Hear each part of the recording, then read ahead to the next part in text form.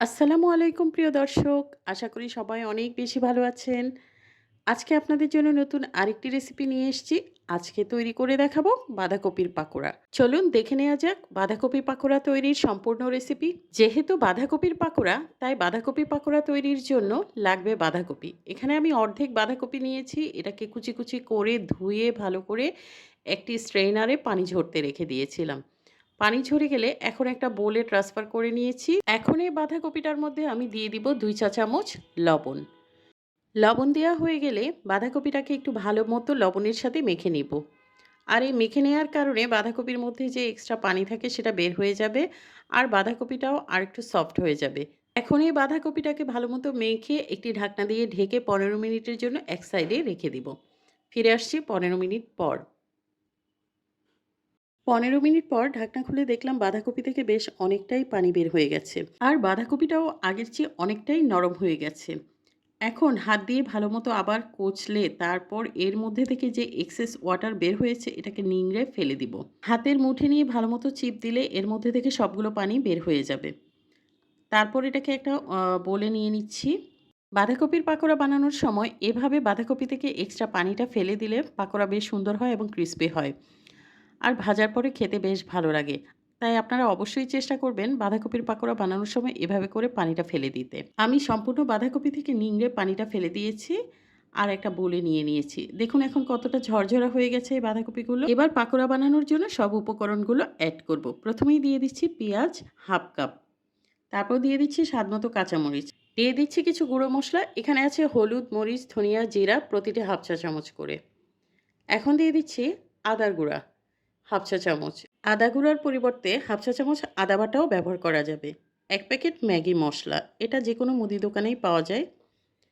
এখন দিয়ে দিচ্ছি লবণ 1/2 চা চামচ, ব্রেড ক্রাম্ব ৩ টেবিল চামচ, চালের গুঁড়া ৩ টেবিল চামচ, বেসন ৩ টেবিল চামচ, ১টি ডিম। এবার সব উপকরণ একসাথে মিশিয়ে নিব ভালো করে।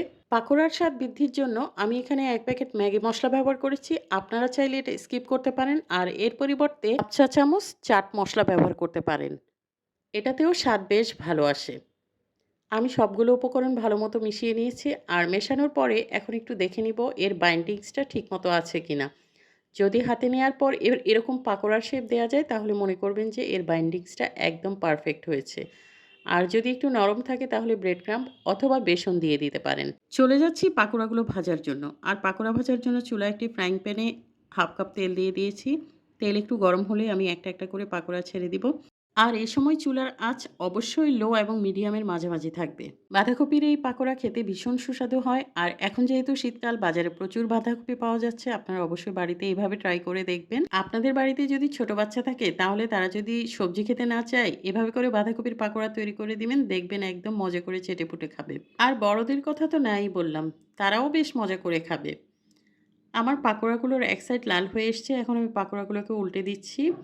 আর এভাবে উল্টে পাল্টে আজকের পাকোড়াগুলো ভাজতে আমার প্রায় ৮ থেকে ১০ মিনিট সময় লেগেছে। পাকোড়াগুলো ভাজার সময় কিন্তু চুলার আঁচ অবশ্যই লো থেকে মিডিয়ামের মাঝামাঝি রাখতে হবে। যদি খুব বেশি জোরে জাল দেওয়া হয় তাহলে পাকোড়াগুলো ভিতরে কাঁচা থেকে যাবে আর উপরের অংশটা লাল হয়ে যাবে।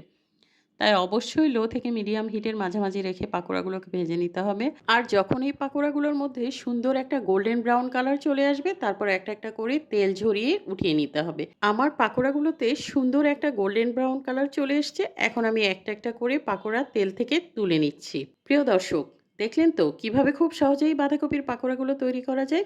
আমি সবগুলো পাকোড়া তেল থেকে তুলে নিয়েছি। এখন পরিবেশনের পালা। তৈরি হয়ে গেল দারুণ মজার বাঁধাকপির পাকোড়া।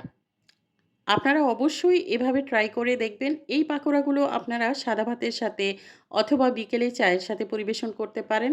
আর এই পাকোড়াগুলো উপরে যতটা ক্রিসপি ভেতরে কিন্তু অনেক সফট। বাঁধাকপির এই পাকোড়া তৈরি করে আপনি যাকেই খাওয়াবেন সেই আপনার খুব প্রশংসা করবে। আমি একটা পাকোড়া ভেঙে দেখাচ্ছি এর ভেতরটা কতটা সফট হয়েছে। দেখেন এর ভেতরটা কতটা সফট হয়েছে আর উপরটা তো অনেক ক্রিসপি হয়েছে।